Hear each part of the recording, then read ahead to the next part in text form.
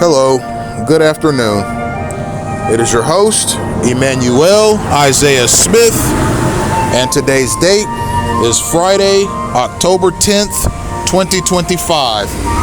The time is 4 p.m., and I am in Homestead, Florida. The topic of today's lecture is justification. And as I usually do in these discourses, I would like to start this lecture off by addressing some persons. The first set of people that I would like to address are the people that tune into my lectures looking for various causes to stir instigations.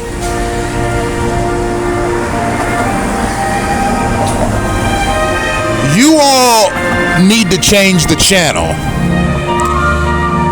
This project is not for you. This project is not aimed at you. This project is not for your ears at all.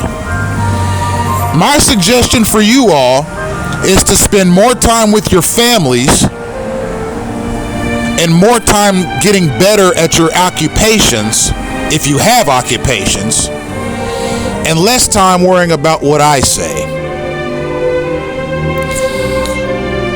There's other information on gang stalking on the internet that you can pull from. I don't want your patronage. I don't want your opinions, and I don't want the problems that you seek to cause, period. You are not the intended audience. The people that these lectures are geared towards are fortuitous people, virtuous people, and courageous people.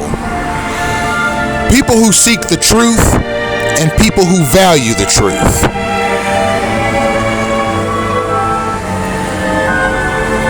You all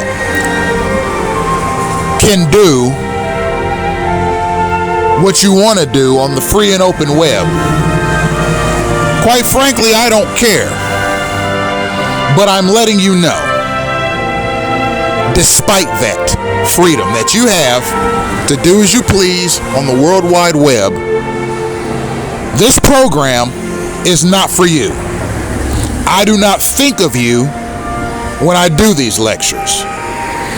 These lectures are for people who the truth matters to. You all, the instigators, the problem seekers, the hostile priors, can go do something else with your time. Like I said, go back to your families and spend more time with them. Maybe your wives or children miss you and would rather you spend more quality time with them, particularly that time you spend listening to my lectures, looking for, or rather nitpicking, issues that you think deserve a false narrative. And a lot of you are spin doctors. A lot of you are the kinds of people that like trying to make names for yourselves by tying yourselves, or rather attaching yourselves to matters that don't concern you. The people who appreciate my lectures are the kinds of people that I would do interviews with, the kinds of people that I would actually talk to in depth about clandestine gang stalking. And quite frankly, a lot of you instigators are gang stalkers yourselves. You probably took a signal from another gang stalker to find out where I'm at this very second. And that goes for liaison stalkers and undercover operatives alike. Because a lot of you, particularly the ones that like to place yourself in my immediate vicinity, you're nothing but a bunch of hostile, pandering, annoying germ spreaders. So get lost.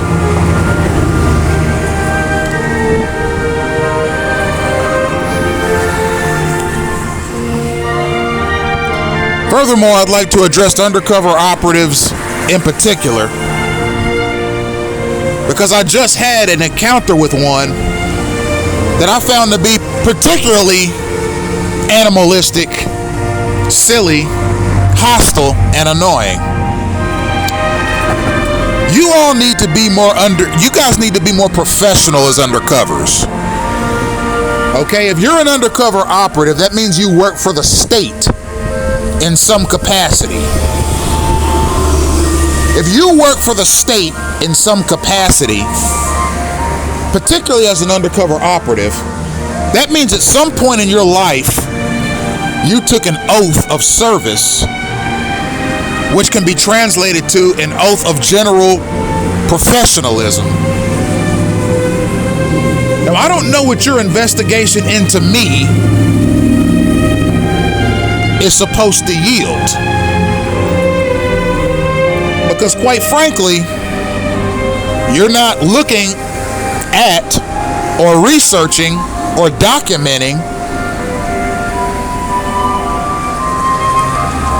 a drug dealer, a pedophile, a child porn smuggler, a human trafficker, an arms dealer, or a terrorist. So what the hell do you undercovers want, and who the hell's sending you? Because you all need to readjust your priorities. If you want to learn something about clandestine gang stalking, look me up.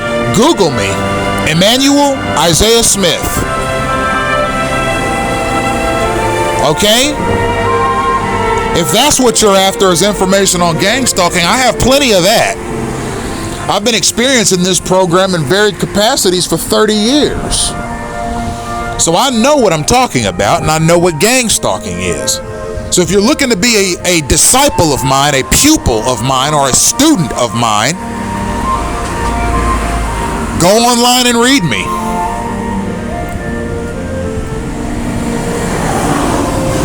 It looks to me like you undercovers, you liaisons, and you stalkers want to be the star of my program.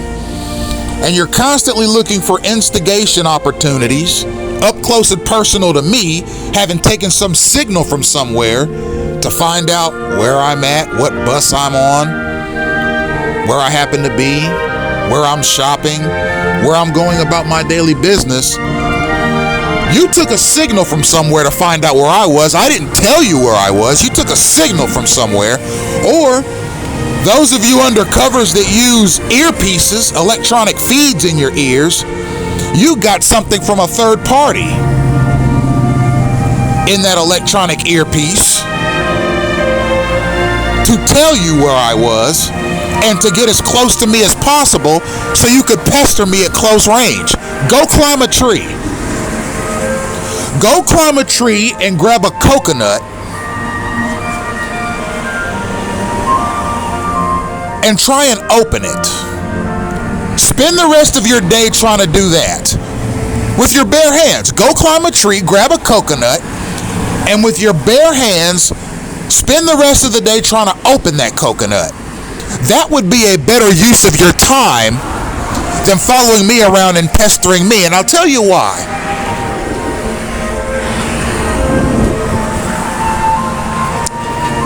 It's because you following me around and pestering me is only going to lead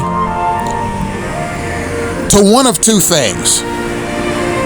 A negative mention of you in my next broadcast, or me calling you an ignorant undercover in front of a bunch of people and blowing your cover, which I just did to an undercover about 20 minutes ago. Keep your damn distance. You don't need to be 3 feet away from me if your job is simply to watch me. If the federal establishment of this country sees it fit to send plainclothes persons to watch me, I have no problem with that. I have no problem being watched. I have no problem with being surveilled. Do it at a distance. And use some professionalism if you have to.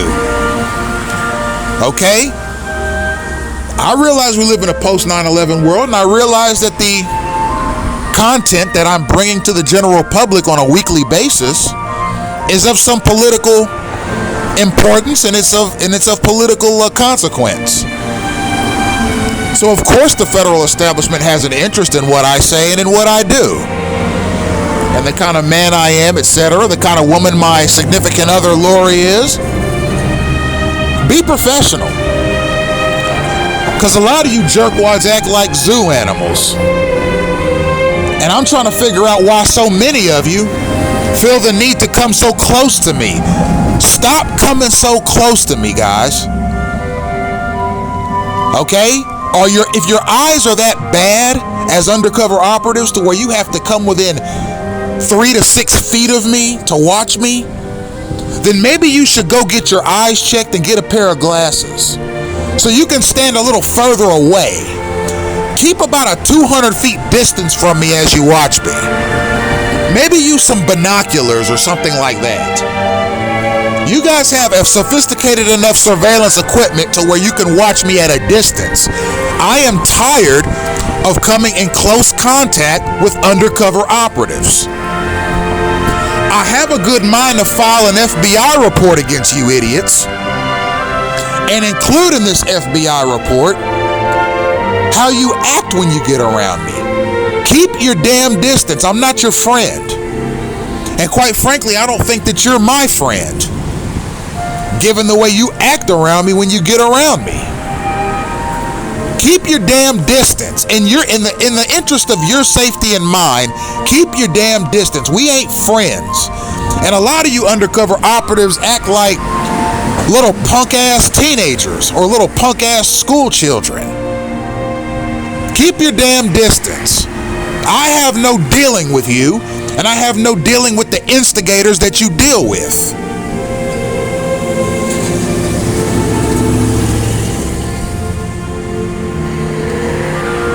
Okay, and you're not the star of my program, I am. And my topic is gang stalking, which a lot of you participate in. And quite frankly, I have better things to talk about. You undercover operatives are very uninteresting to me. And the reason you're uninteresting to me is because of how you conduct yourself. With your space crowding and your germ flinging.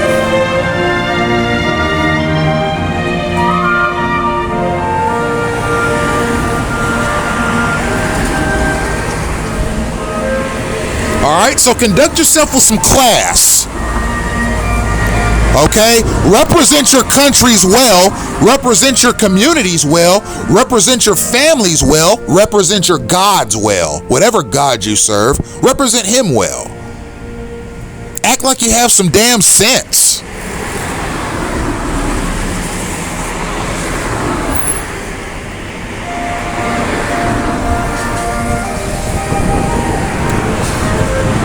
Okay, ladies and gentlemen, thank you for being here. Today's lecture is entitled Justification.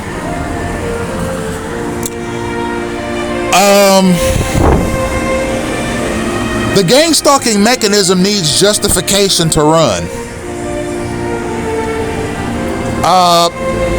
Any governmental program that utilizes potentially controversial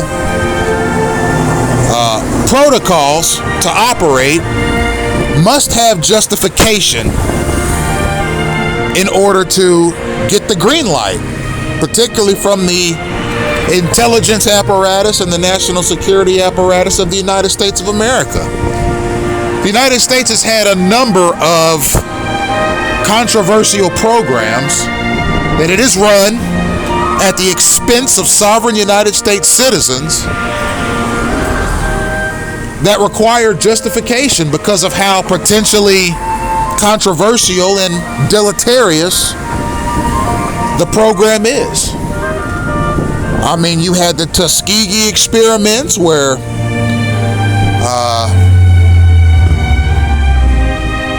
sovereign U.S. citizens were forcibly subjected to various diseases by the U.S.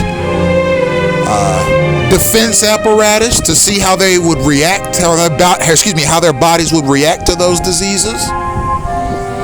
You've had programs like, and that was back in the 1800s when that program was run. And then in the 1960s, you had COINTELPRO, which was a subversion and community disruption mechanism that was leveled upon members of the Ku Klux Klan, the Black Panther Party, and the American Communist Party. Also in the 60s, you had Project MK Ultra, in which members of the U.S. Armed Services were subjected to various psychedelic, hallucinogenic substances to see how they'd react to it while on their jobs as soldiers and soldierettes. All of these programs are readily observable in official documents online. The Tuskegee experiments have been documented in various academic textbooks, peer-reviewed journals, documentaries, and other materials. COINTELPRO is readable on FBI.gov, as is Project MK Ultra. These three examples that I chose to use were examples of government programs that require justification in order to run and in order to continue. Because mind you, these are taxpayer-funded programs. It's taxpayer money that's funding these programs. There has to be a cause or a just cause and a reason. Okay? An identifiable goal for a government to run such a program. I'm not saying the United States is the only government in the United States in the world that has run controversial programs.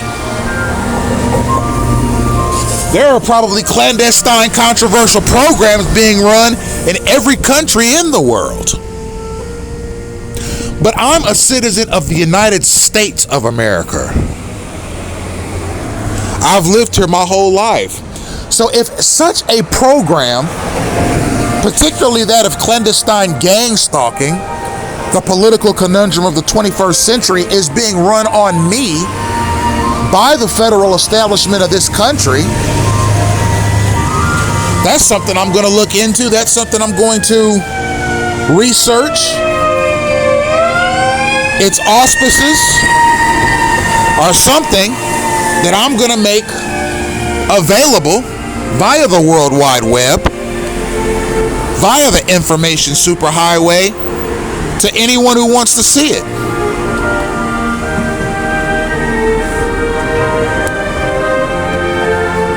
What was the justification for the Tuskegee experiments? Well, they would say, if you were to talk to the persons involved, they'd say, well, it's for scientific research. It's for biological research. We want to see how these diseases that we're about to inject into these people is going to affect them.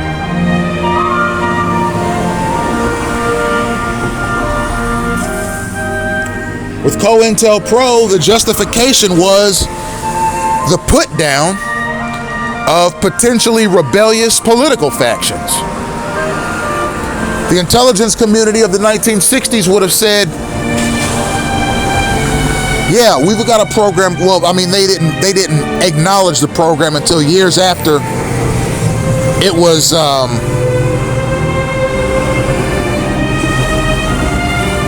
done away with.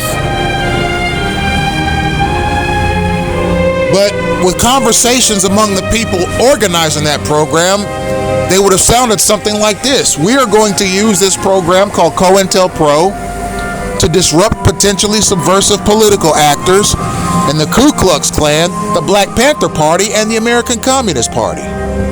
We think these groups have the potential to become subversive or disruptive to the United States citizenry. And we're going to use a clandestine disruption mechanism to disrupt the lives of the members. We're going to dispatch the communities that they live in various capacities so that these members will no longer be able to function as contributing members to these various groups. Because we can't attack the group, so we'll attack the members and disrupt the group by sabotaging the members. What do I think of that? Well, I don't think there's anything wrong with being proud of your race, your heritage, your culture, your people. So along those lines, I have no beef with the Ku Klux Klan. Now, the cross burning that they do on people's lawns and the various violent actions that they were responsible for in the Reconstruction era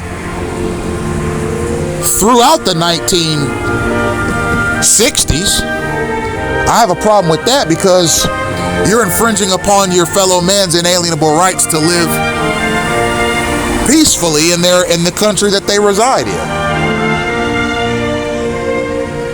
So, from what I understand, the new Ku Klux Klan,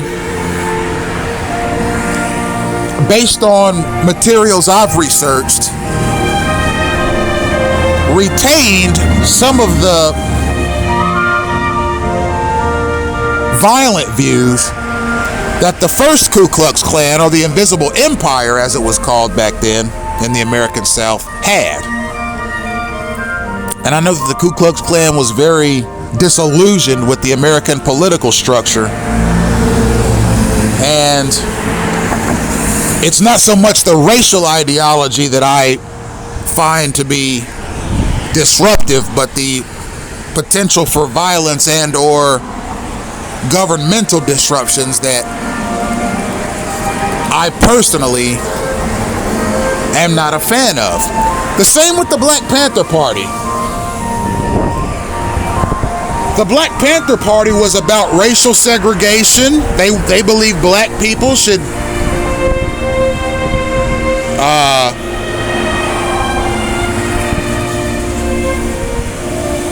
have their own communities separate from the communities of Caucasians, Hispanics, Asians, and others. The Black Panthers valued homogenous communities.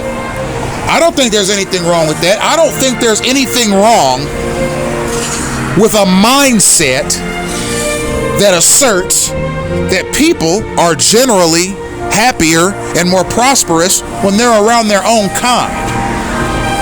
I don't terribly disagree with that. I don't think it should be law. There's always exceptions to the rule. For example, the mother of my two sons is a Filipino national. She's Asian. I'm an African American. We had a wonderful relationship for a period of years. My current significant other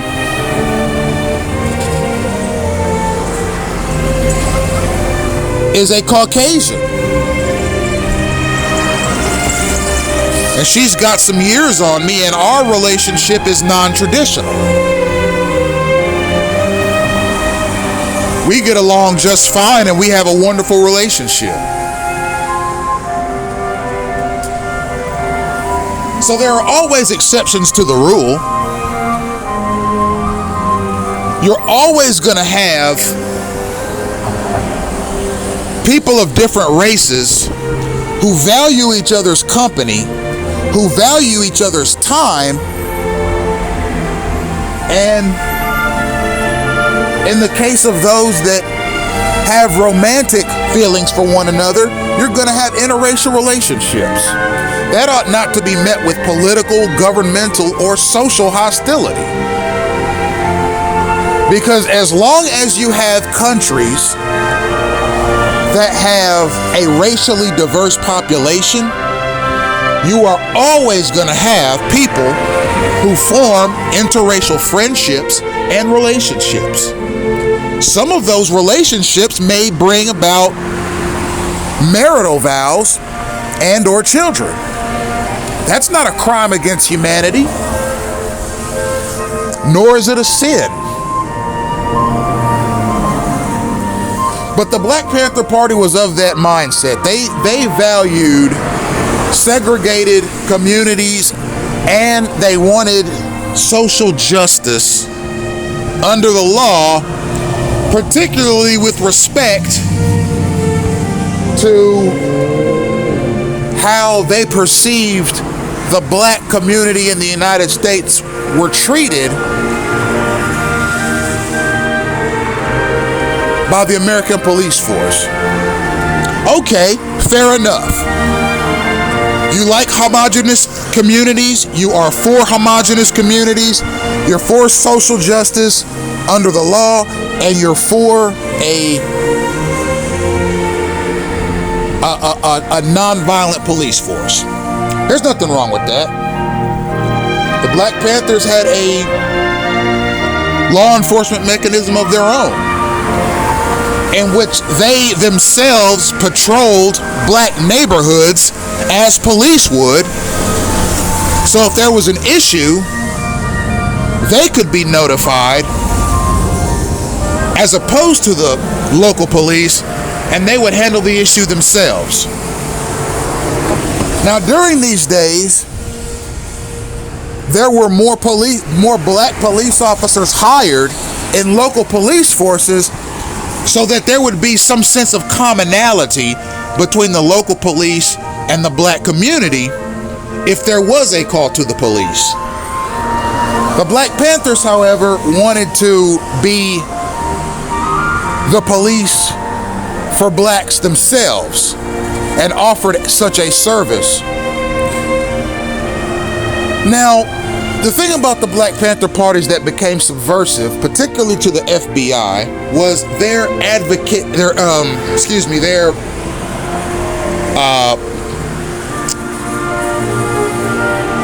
attitudes toward violence in their cause. They encouraged people to pick up arms and kill people that they perceived as violent or hostile to them. Okay, there's nothing wrong with defending yourself in the face of hostility.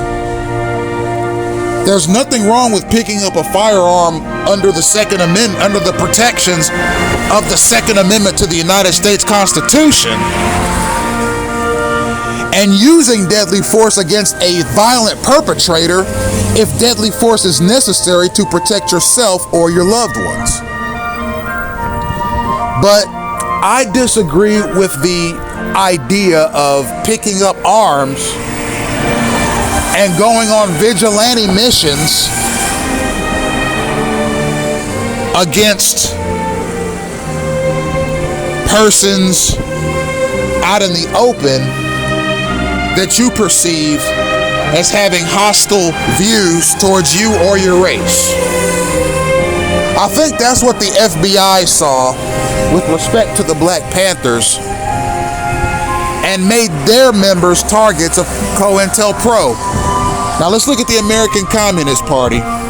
So the American Communist Party were of the mindset that the United States of America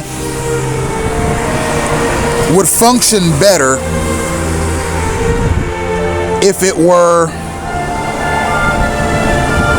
a communist country.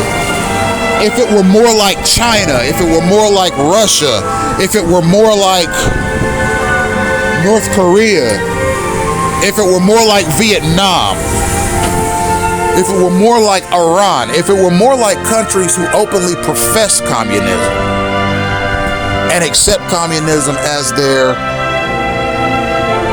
flagship political ideology. There's nothing wrong with that. A person has the right to advocate for a political philosophy. I think what the FBI's problem with the American Communist Party was that they were of the mindset that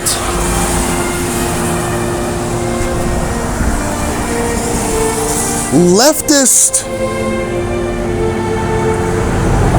takeover tactics, as they would have been referred to in those days, were their underlying motivation. That they wanted to do a hostile takeover of some kind, or that they were more prone to employing guerrilla warfare tactics to achieve social justice. That could lead to acts of violence in the streets. And I think that the U.S. federal establishment, particularly its Department of Justice, saw that as grounds for placing its members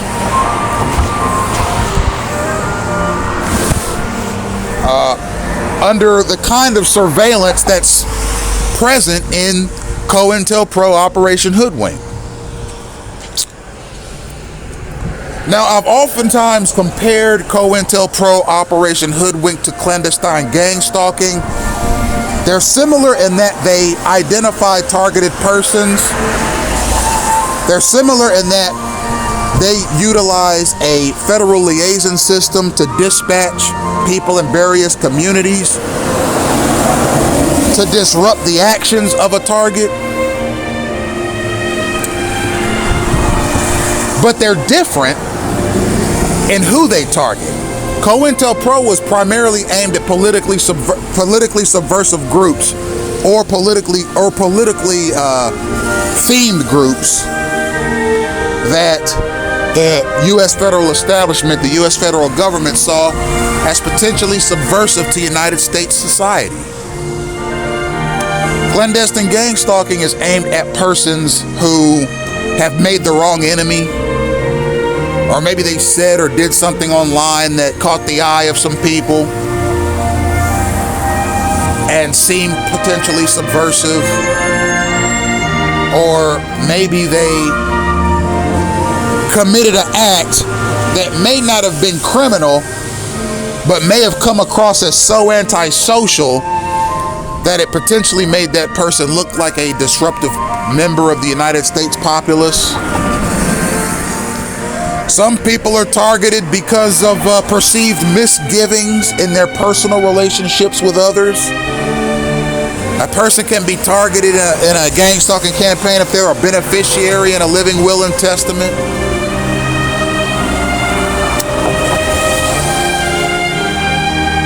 A person can be put in a gang stalking campaign if somebody that knows them personally, like a close friend or family member, reports them to someone or some agency or department as violent.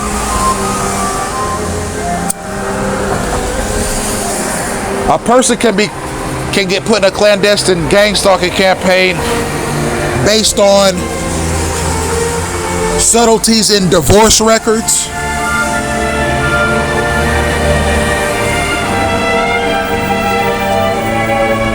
A person can be placed in a clandestine gang stalking campaign for being politically outspoken on a particular cause. A person can be put in a clandestine gang stalking campaign for going to a town hall meeting or a city council meeting and causing a ruckus. A person can be put in a clandestine gang stalking campaign for threatening a elected official. There are lots of different ways that a person can be placed in a clandestine gang stalking campaign, but all of these reasons are extrajudicial and based on records, public and private, that a person generates throughout their life.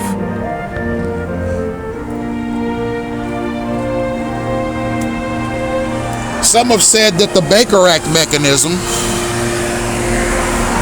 can cause a person to become placed in a gang stalking campaign based on the records generated through that visit.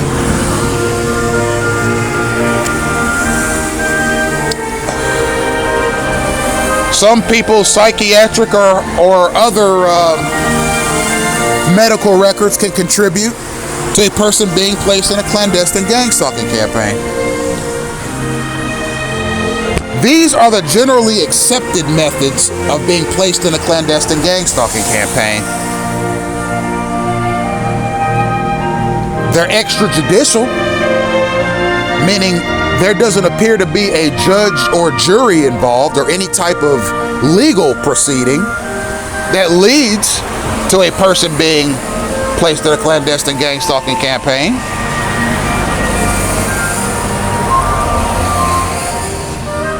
As a matter of fact, I don't doubt for 1 second that there are firemen, policemen, nurses, teachers, doctors, lawyers, professors, politicians, army personnel that are targeted persons themselves.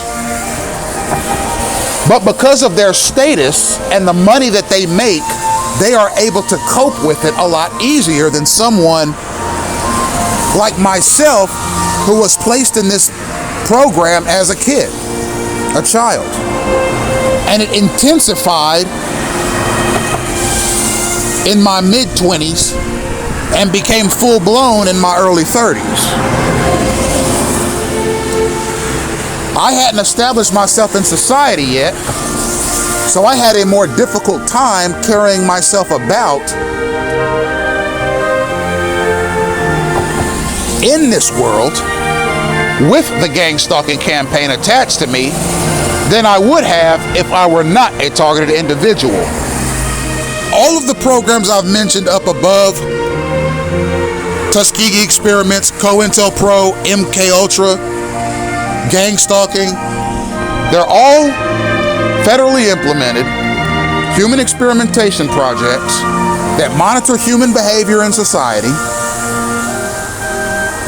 and seek to gather data on human interactions with other people, companies, and the government, all at the expense of the target. And they all require justification. What is the justification for a program like MK Ultra? To see how U.S. Army personnel operate under the influence of psychedelic drugs? Or maybe to see if the kind of person who would join the armed forces reacts to psychedelic drugs differently than a person who is not a member of the armed forces.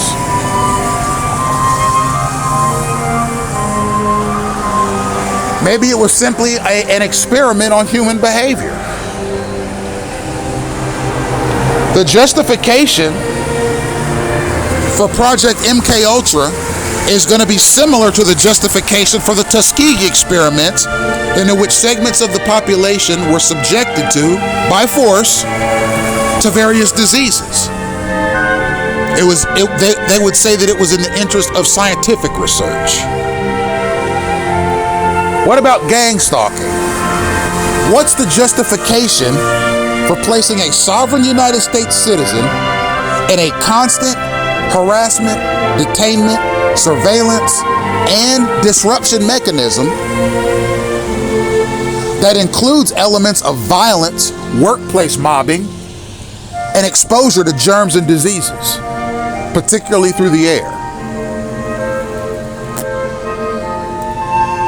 Well, similarly to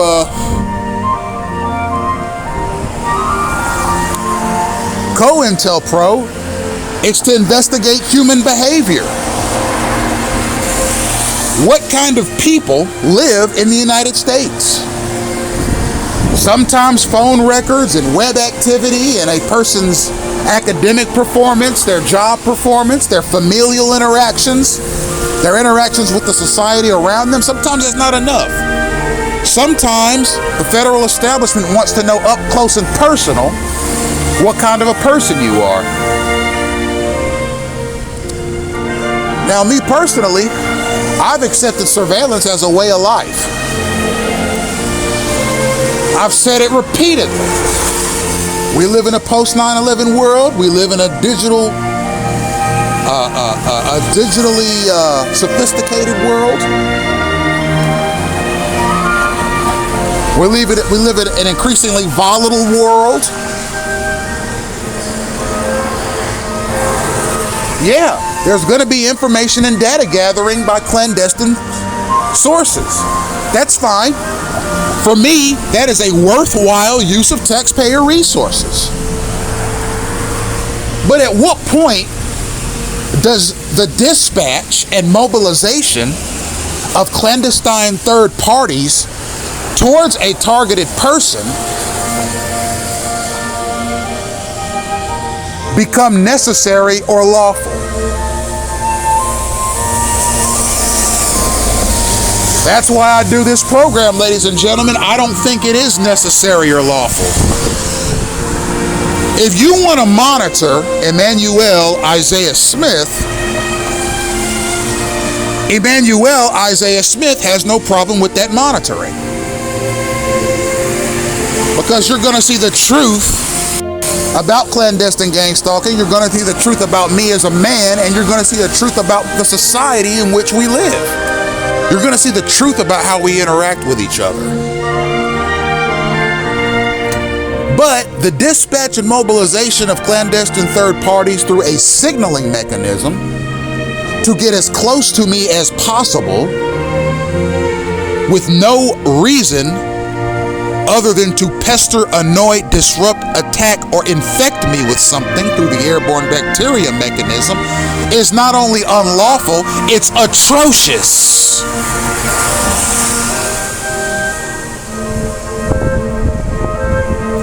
It's not only needless, it's a crime and a crime against humanity. I'd like to see the United Nations take a stand on this matter, do an investigation, and if there are infractions found, holding the offending parties accountable legally. And if that includes worldwide or international sanctions against the United States for implementing such a program against its populace, then so be it.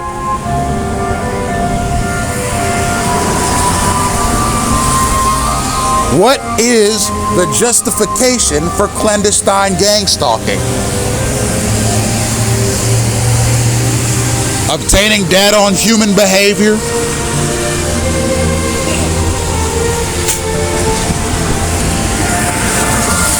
testing the limits of governmental power, testing the limits of the United States Constitution, testing the limits of the Bill of Rights, testing the limits of a person's own personal threshold or tolerance for such behavior, testing the limits of the use of governmental resources, testing the limits of personnel mobilization, testing the limits of the general populace's ability to disrupt other segments of the American populace.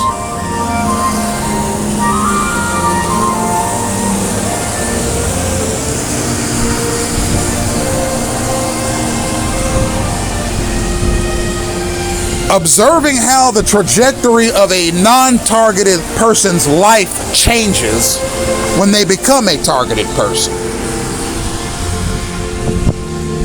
Finding commonalities and differences between how people of different races interact with targeted persons. Observing commonalities and differences between various demographics who are themselves targeted. How does a targeted individual from this demographic differ from a targeted individual in that demographic? How is the trajectory of their lives similar? How is the trajectory of their lives different? How does Party A react to being a targeted individual as opposed to how Party B reacts to being a targeted individual? All of these matters are recorded by the national security apparatus in this country as top secret material.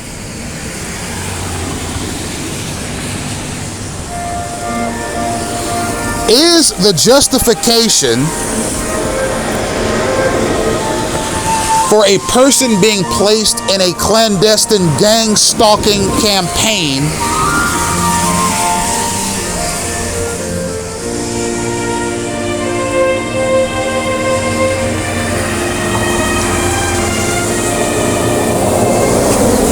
worth the risk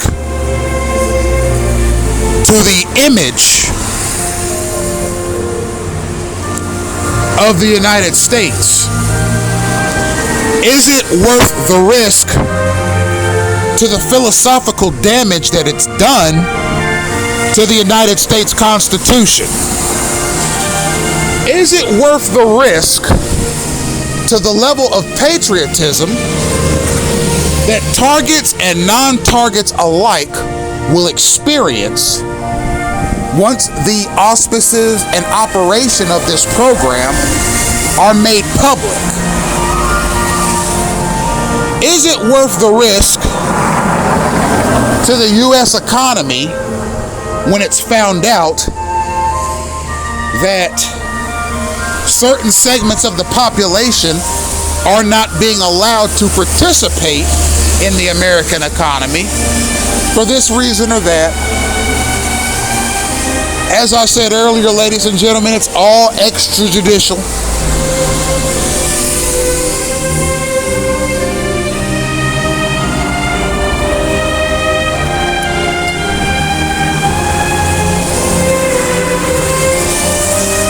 There will always be people in this country who use their jobs as government workers or government employees to harm others. The human ego is a dicey thing. Some people use their jobs to inflict misfortune on other people because it makes them feel more important themselves. It helps them feel as if they're somebody if they can use their job in the government capacity to inflict damage on another person. Governments that have a lot of that in them are never prosperous, and history has shown us that. Prosperous countries have governmental employees and staffers that value the Constitution, that value inalienable rights, that value the sovereignty of United States citizens, and value a conducive path forward for all U.S. citizens in the interest of social justice, good governance, and the rule of law. Government employees that value these very basic, very important, very consequential concepts are always the best government employees, and they are the ones that are the catalysts for a successful country and a successful populace. Why is this important? It's important because a successful populace makes for a successful civilization. A successful civilization makes for a successful future generation. And a successful future generation ensures that the country you live in is able to continue on prosperously and in such a way in which the legacy of the country that you live in is preserved.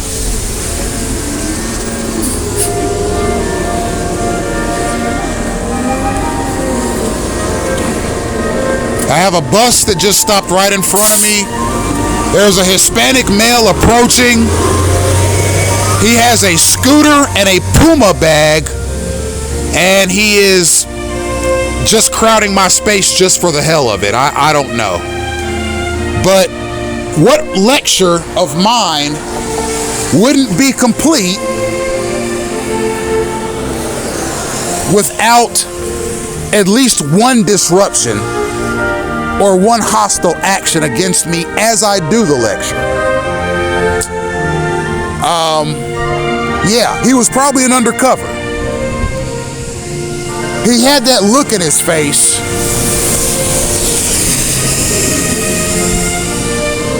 as if he had something to prove. And that's something that a lot of undercovers have. That dude was signaled to me by some goofy third-party liaison to get off at that particular stop at this particular time. And in the background, you will have heard the bus stop and the door open. That was him. And, yeah, I mean, these guys, they have something to prove. They act like cowboys. And quite frankly, I find them disgusting, not because of his demographic, but because he's an undercover operative that uses a signaling mechanism to pester people. Okay, just simply getting off the bus and crowding my space during this lecture was his only goal.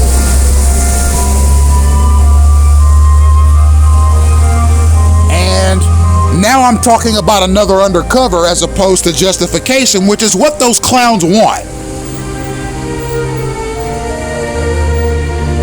Okay, like I said at the beginning of this program, they want to be the star of my online project. These goofy liaisons, these undercovers, these stalkers, they want to be the star of my show. Okay, and they do garbage like that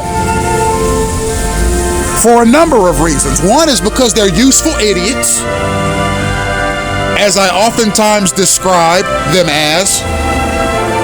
Two, they're hostile. Three, they're pandering. Four, they live unfulfilled lives. And five, they enjoy using the power of the state to pester people without recourse.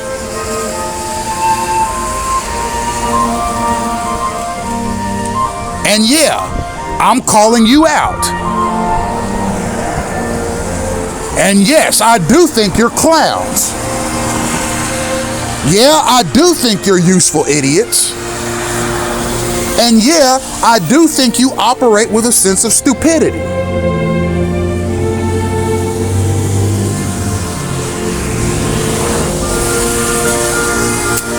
These idiots want to be the star of my program. They want every lecture to be about them. Okay? They don't like that I have topics for my lectures. They want every lecture to be about undercover operatives and the trash they do on a daily basis. They want every lecture to be like that. They want my entire project to be centered around the crap that they are allowed to do with the power of the state to other people without recourse or consequence. That's what they want my project to be about. They want this project to be about their dumbasses. And it's unfortunate that every lecture I have to stop in the middle of it